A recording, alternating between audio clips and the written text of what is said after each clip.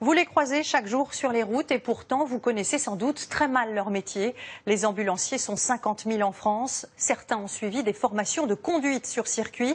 Leur capacité à faire au plus vite est parfois une question de vie ou de mort. D'autres aiment ce rapport privilégié qui s'installe avec les patients réguliers. Un travail toujours au service des autres et qui ne connaît pas la routine.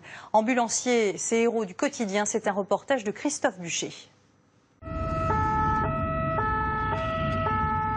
SAMU 59, la 4 Lille est sur les lieux. Ça traîne par terre et tout. Le SI n'est pas prêt, quoi. Si, il est pris, il est juste derrière toi. Si, c'est un médecin, c'est un médecin. Il y a un médecin qui était là. Ok, ça c'est bon, l'adresse est partie. Arrête de masser une seconde. Essaye de dégager un peu les câbles, qu'ils ne soient pas coincés en dessous. Ouais. Un arrêt cardiaque sur l'autoroute. Une journée ordinaire pour Francis, ambulancier au SAMU de Lille. Bon, c'est la coquille avec Edouard. Sam, attends quand même 30 secondes. Le transport d'une personne âgée sur une route de campagne. Je suis là. Fabienne et son fils Olivier sont ambulanciers dans la Creuse. Ils ont tissé des liens avec leurs patients. Et la casquette? Oh non. C'est plus de mode. Ah, c'est plus de mode. Bah, ça protège bien quand il fait un petit peu de vent. Ouais, bah bon. Tu passes par là? Ouais, on va passer par là. La prise en charge d'une femme sur le point d'accoucher. Une responsabilité partagée par Jérôme, 24 ans de carrière, et Pierre, débutant dans le métier. Toujours prévu d'évolution? Non, vous n'hésitez pas à le dire s'il y a quoi que ce soit. On les croise chaque jour sur les routes et pourtant on ne les connaît pas. 50 000 ambulanciers interviennent en France. Un métier que nous font partager Francis à Lille, Jérôme et Pierre à Nantes, Fabienne et sa famille dans la Creuse.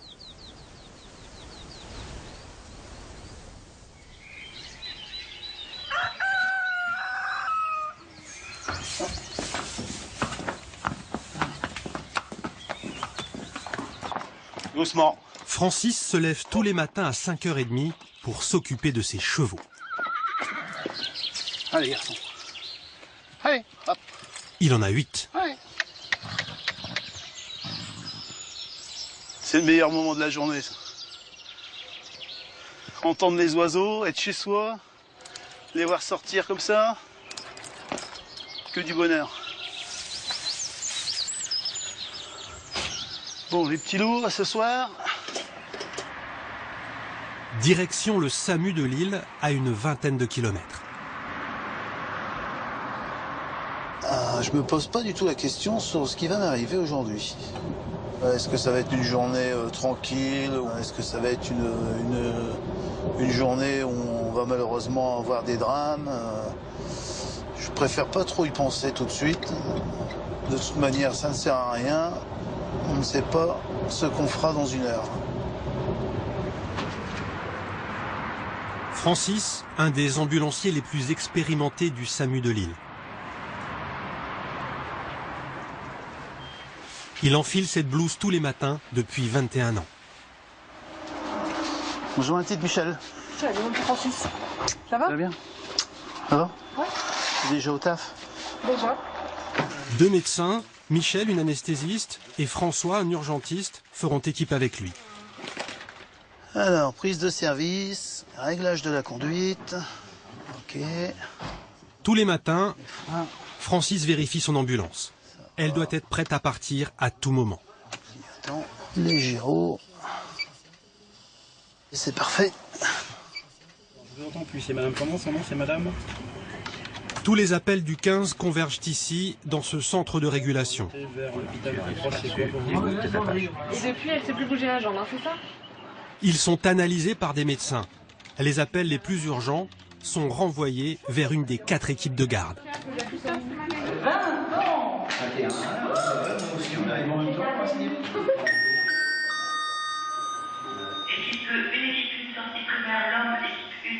Voilà. Et voilà. L'appel concerne un homme trouvé inconscient dans son appartement. SAMU 59, SMUR 4 Lille est au départ pour Lille.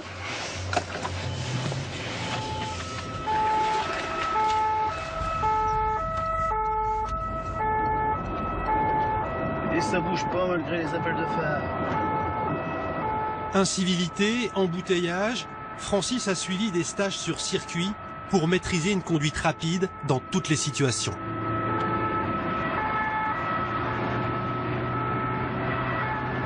On roule vite, on fait attention, on est vigilant.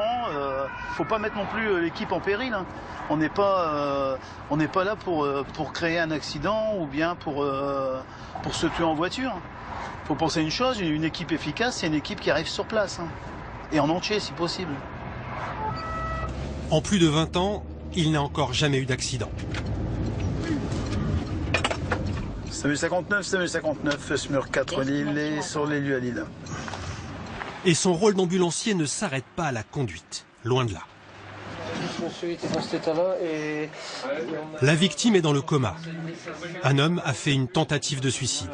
Ce qu'il a comme souci de santé. Donc une intox médicamenteuse, je vais te faire le total de tout ce qu'il a pris. On est à une petite centaine de comprimés. Je prends tout. Hop. Il faut transporter le patient à l'hôpital. L'équipe doit le préparer pour qu'il supporte le trajet.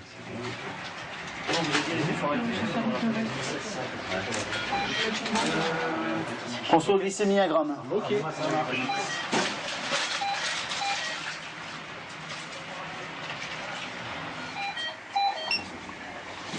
Vérifie la sonde. Ouais. Attends, moi je suis pas dedans. Il y a tout le petit gène. Ouais. Voilà, c'est bon là. Là je suis dedans.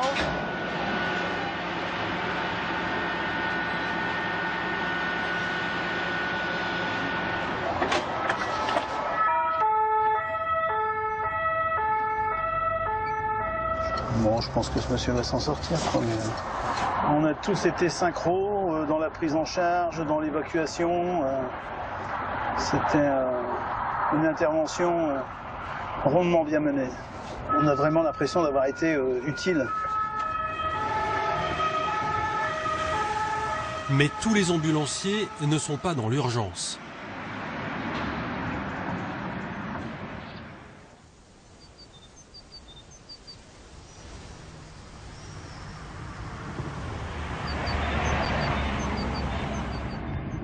Fabienne et son mari ont fui les trépidations de la vie parisienne il y a une vingtaine d'années. Ils ont créé une société d'ambulance dans la Creuse, un département rural avec la population la plus âgée de France. Bonjour. Oh, dis donc. Bonjour. Allez. Fabienne emmène souvent des personnes âgées en consultation à l'hôpital. Je suis là. Lève bien la jambe. Avancez encore un petit peu. Encore un peu. Elle veille à leur sécurité et à leur confort. Prenez le temps de souffler quand même.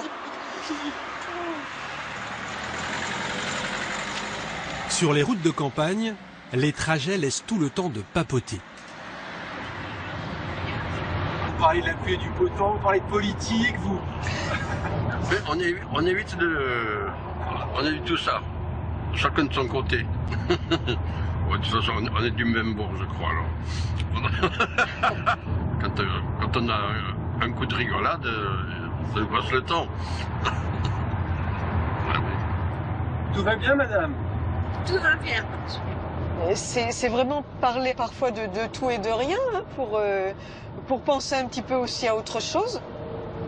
C'est ce qu'on fait avec les patients en général. Et puis pour certaines personnes que l'on connaît beaucoup mieux, on va parler de manière un peu plus familière. Vous êtes bien? Bien sûr. Tout va bien alors?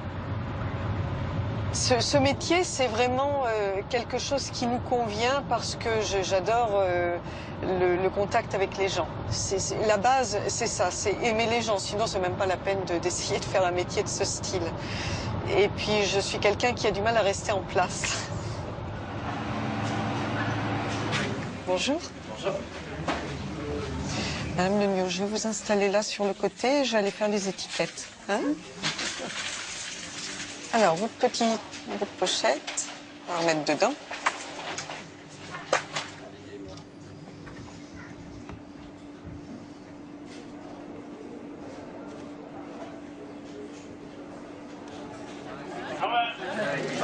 On va laisser passer l'ambulance. Bon, on a le temps. Alors là, Bien souvent, le week-end aussi, Fabienne et sa famille sont au travail. Au volant de l'ambulance, Olivier, 34 ans, l'aîné des 2 fils. Là, on est en ambulance pour effectuer la sécurité sur la course du Pays australien. Une course qui est très connue dans notre région, sur un circuit qui fait au moins 90 km.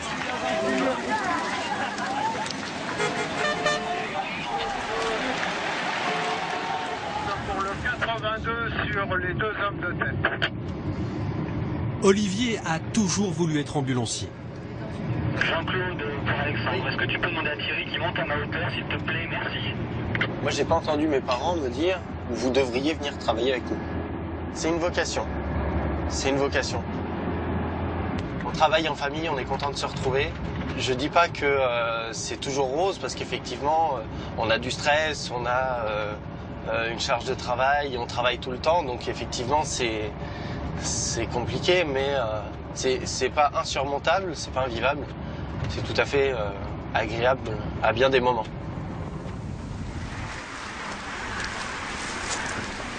Agréable, comme cet après-midi tranquille où tous les coureurs sont arrivés à bon port.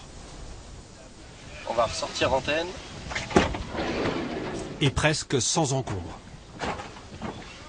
Ça va? Bonjour. Bonjour. Ouais, je suis tombé tout à l'heure. Ah oui, une petite égratignure. Attends, on va désinfecter. Relève un peu le short. Ça pique pas. Hein.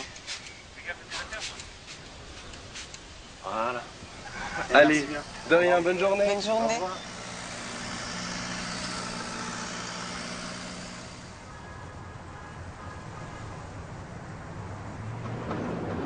La formation de l'ambulancier lui permet de faire face à des situations de première urgence. À Nantes, dans cette société d'ambulance, les stagiaires sont vite plongés dans le bain. Moi, c'est avec tes épaules, c'est pas avec ton outil. Ah, mais c'est dur. Encore. C'est pas assez là? La société emploie une trentaine d'ambulanciers, dont Jérôme, 24 ans de métier. Quand ton patient est assis sur la chaise, tu vas basculer en arrière ta chaise. Il a pris sous son aile un débutant tout juste diplômé, Pierre, 24 ans. Et tu vois la chaise, elle descend. Et on lui apprend des petites astuces qui ne sont pas forcément enseignées dans les écoles d'ambulanciers, parce que entre les cours et la vraie vie, il y a toujours une marge, quoi. Avant, j'étais en bureau d'études dans les énergies renouvelables. Donc j'étais derrière un ordinateur à faire de la prospection. Et je m'ennuyais un petit peu, quand en fait moi j'avais besoin de bouger, de voir du monde, de changer de lieu à chaque fois, tous les jours. Et donc c'est pour ça que je me suis reconverti en tant qu'ambulancier aujourd'hui. Et il se débrouille comment pour l'instant sur le terrain? C'est un bon élément, prometteur. Après, on va pas trop lui envoyer de fleurs, parce qu'autrement on va plus le retenir. Et pour le petit nouveau, la matinée s'annonce compliquée. Le SAMU demande une prise en charge d'urgence. Donc on part sur une douleur thoracique chez un patient âgé de 39 ans qui a déjà des antécédents cardio. Les symptômes ressemblent à ceux d'une crise cardiaque. Il faut au plus vite établir un diagnostic du patient. Ok, reçu. Je vous installe directement dans l'ambulance en ce cas. Vous avez une perte de sensibilité où? Ici, là, ouais. D'accord.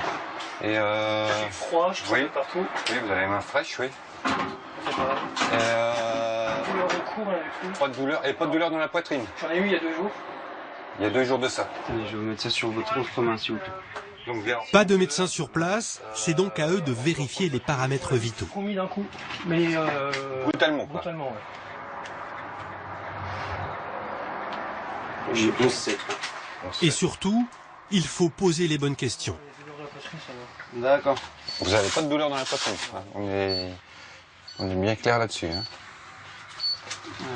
Sur vous. On va peut-être prendre plus sur le bras droit. Les symptômes sont préoccupants.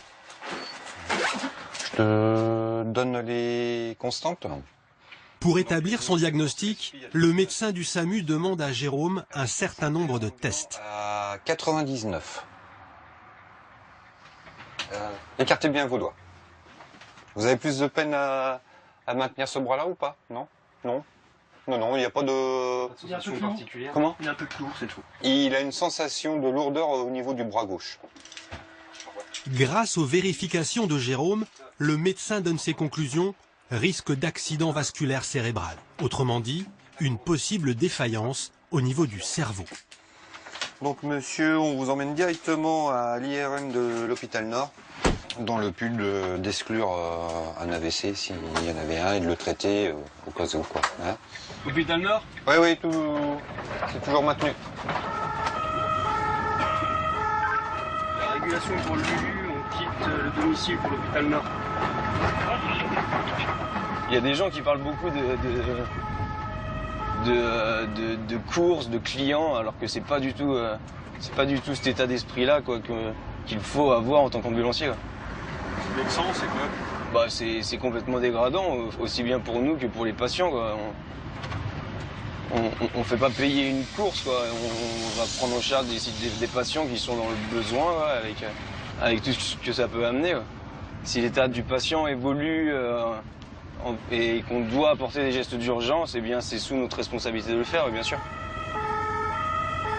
Le bilan de Jérôme a permis de diriger le patient vers le bon hôpital avec un service de neurologie.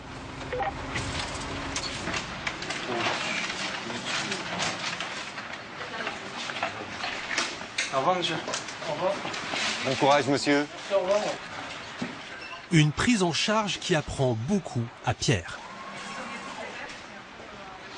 Le froid au niveau des mains, la perte de sensation et les fourmillements, que ce soit au niveau du bras gauche et du bras droit.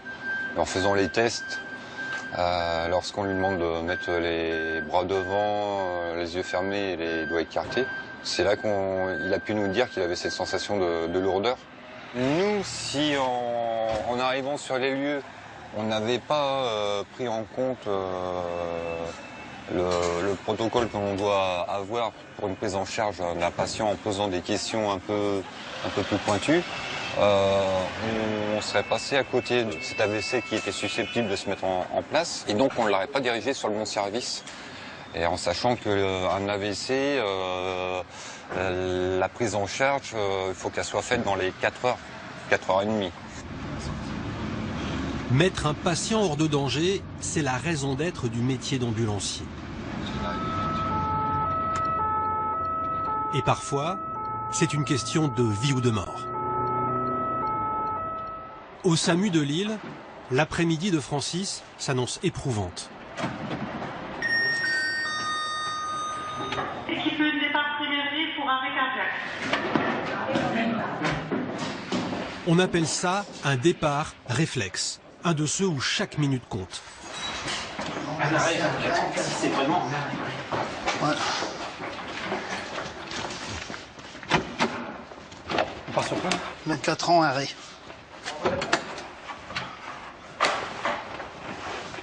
SAMU 59, la 4 Lille est au départ pour Lambersart.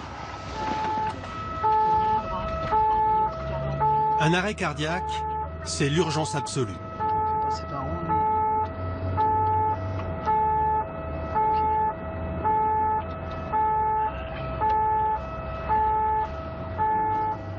faut aller vite, faut pas perdre de temps. Et dans l'arrêt cardiaque, c'est vraiment les premières minutes qui comptent. Première minute de prise en charge et essayer de raccourcir ce délai au maximum.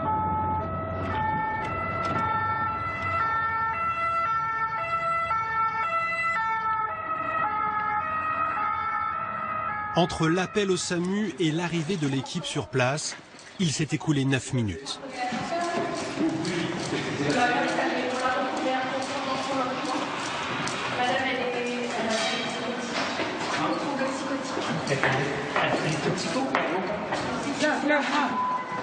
Ça se passe tous.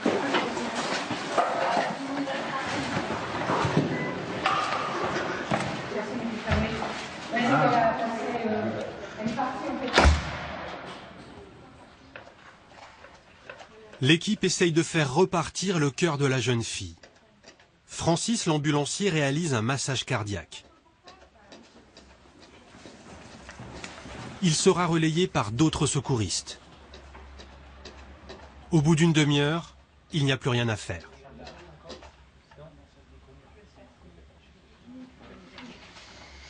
Allez, on arrête ça.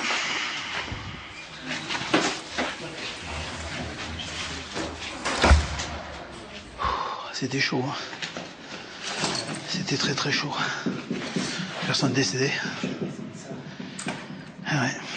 On termine réa, mais malheureusement, c'est pas reparti. Donc voilà. Maintenant, procédure administrative et tout le tralala, quoi. Les photos ? Apparemment, oui. Oui, d'après la température corporelle, tout ça, on a poussé une réa quand même, elle est très jeune, on a poussé une réa, mais elle n'a pas réagi. Elle n'est pas repartie. C'est triste, mais c'est comme ça.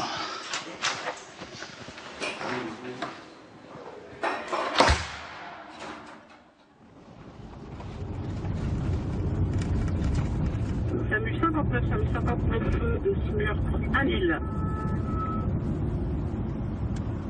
Faut faire face, hein, c'est notre métier. Voilà. On s'habitue? Non, on s'habitue jamais. Ce serait mentir de s'habituer. Hein, elle va rentrer dans le placard à fantômes, quoi. Hein, bon. On va y penser aujourd'hui, on y pensera peut-être encore un petit peu demain. Puis après-demain, on y pensera un peu moins. Et puis, malheureusement, il y aura un autre drame qui passera au-dessus. Hein. Mais c'est comme ça. Ça fait partie de notre boulot, hein, avec ses joies et ses peines. Hein.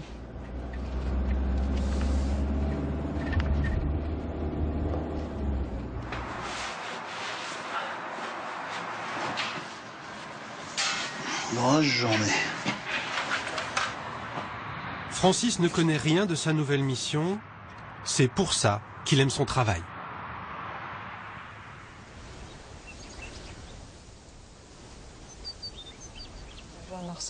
Dans la Creuse, Fabienne se prépare à un nouveau transport. De la soute. De la souterraine. Tu passes par Saint-Priest-la-Farine. Même après 20 ans dans la région, cette Parisienne d'origine a encore du mal à trouver son chemin. À droite, celle après la place, et puis tu descends sur Maubranc. C'est là, Marseille. Mais j'ai une cliente qui m'a dit tout au début, quand je la ramenais de l'hôpital de jour chez elle à la souterraine, et elle me disait, Madame Pierre, ce qui est bien avec vous, c'est que ça n'est pas monotone. Vous ne prenez jamais le même chemin. Et votre maman a un sens d'orientation particulièrement développé, paraît-il? Développé, je sais pas si c'est le mot. Ah bah, si tu te mets devant moi, on va pas y arriver.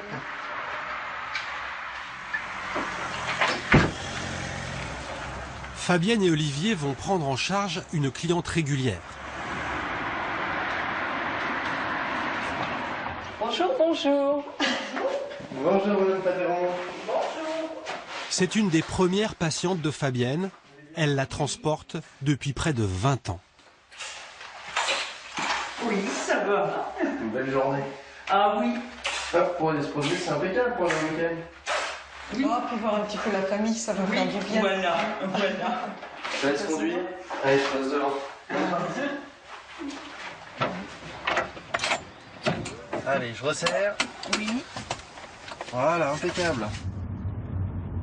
Jocelyne a 40 ans. Elle est atteinte de sclérose en plaques. Sa maladie l'oblige à faire régulièrement appel au service de la famille d'ambulanciers. C'est vrai qu'on en a vécu ensemble. Ah oui. Et c'était toujours vous. Hein. Oui. C'est vrai qu'on s'est beaucoup vus toutes les deux. Ah oui, là... Au début, on marchait, vous me donniez le bras. Oui, voilà, voilà. Ouais, ça a été ça, puis après la canne, et puis... Et voilà où j'en suis maintenant. Ah ben moi je dis maintenant, c'est des amis. Hein. Au bout de 19 ans, c'est des amis. Hein. On en sait souvent plus, nous, que la famille. Parce que ce qui nous est dit, ce dont on parle entre nous, c'est des choses déjà qu'on ne répète pas, puisqu'on est de toute manière soumis au secret professionnel, et puis parce qu'on n'a pas envie de parler, ce sont des confidences souvent, donc on n'a pas envie d'en parler ni avec les collègues, ni avec notre famille. C'est vrai ce que dit Madame Pierre, il y a des choses qu'elle sait de vous que ne savent pas forcément des proches? Ah bah oui. Ah oui, là, c'est sûr. Et on ne dira pas lesquels. Ben voilà. Non, vous ne le saurez pas.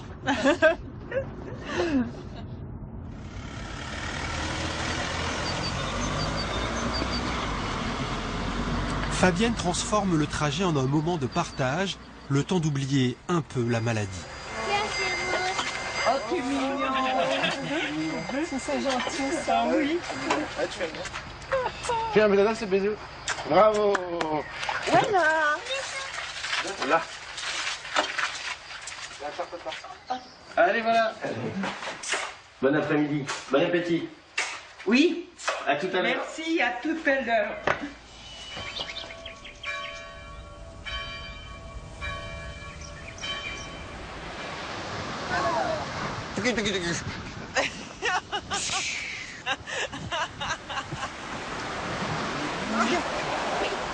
Se retrouver à la plage avec sa compagne et leur fille, pour Jérôme, c'est un moment rare.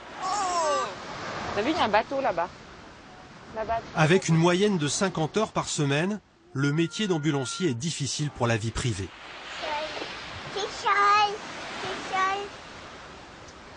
Le plus compliqué, je dirais, c'est l'amplitude horaire, parce qu'en fait, on ne sait jamais à quelle heure il va finir. Voilà, il faut rien prévoir tel soir, parce qu'on ne sait pas s'il va être là à manger, s'il va mal, voilà. Tu peux pas dire vendredi soir, avec certitude, on va inviter les copains et que toi, tu seras là, quoi. Ça voudrait dire qu'on doit abandonner une mission pour rentrer chez soi. Lorsqu'on la commence, on doit la terminer. Plus. Généralement, tu peux pas savoir sur quoi tu vas partir. Exactement. Si tu fais une mission qui part sur 2-3 heures, que. Ça peut être une menace d'accouchement, et puis en fin de compte, ça se termine par un accouchement à domicile. Donc là, évidemment, ça prend beaucoup plus de temps. Des contraintes horaires, du stress, tout ça pour 1 300 € net par mois en moyenne.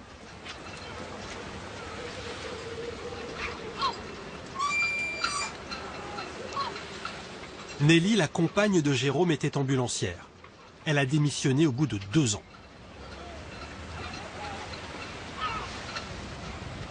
Des fois, en intervention d'ambulance, en fait, il y a quand même des prises en charge qui sont quand même assez difficiles et la poussée d'adrénaline, elle est quand même bien là parce qu'on va tomber sur un arrêt, qu'on n'est que 2 et que si on ne fait pas les premiers gestes comme il faut, la suite des événements ne sera peut-être pas optimum pour la personne.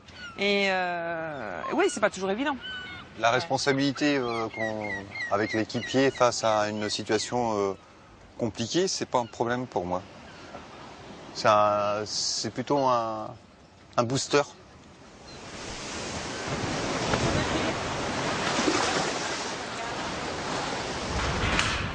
Bonjour.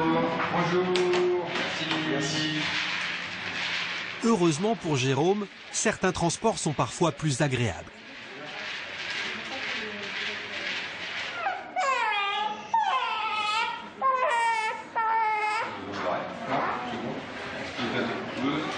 Elle avait un petit doudou avec Non. Voilà. Cette petite fille est un bébé prématuré. Elle ne pèse que 1,2 kg et pour rejoindre sa maman à Saint-Nazaire, elle doit voyager dans une couveuse.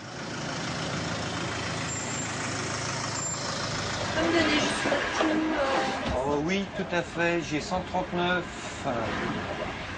140. Hein. L'ambulancier est accompagné d'une pédiatre du SAMU. Elle est responsable de l'enfant. Jérôme est beaucoup plus détendu que d'habitude.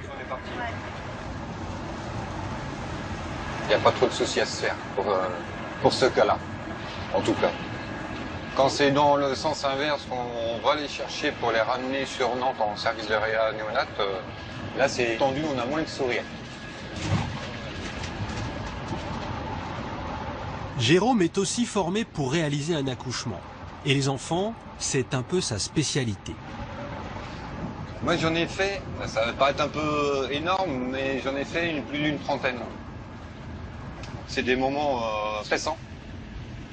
Parce qu'au départ, on arrive, on a une patiente, et à la finale, eh bien, on a deux patientes, c'est-à-dire la maman et l'enfant. Donc oui, beaucoup de pression, de stress à ce moment-là. Mais une fois que c'est terminé et que tout s'est bien passé, que les deux personnes vont bien, eh bien oui, on est content de soi, quoi. Des moments de vie intenses. Pierre a beau débuter, il en est déjà conscient.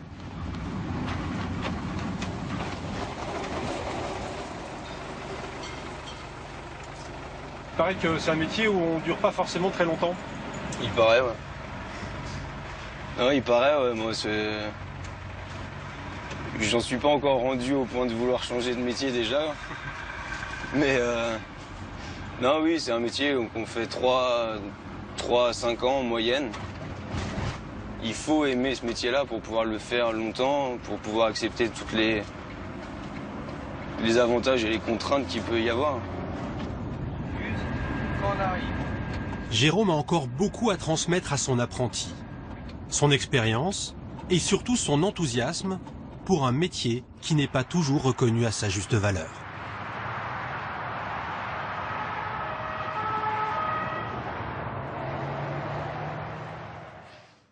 C'est la fin de reportage. Je vous retrouve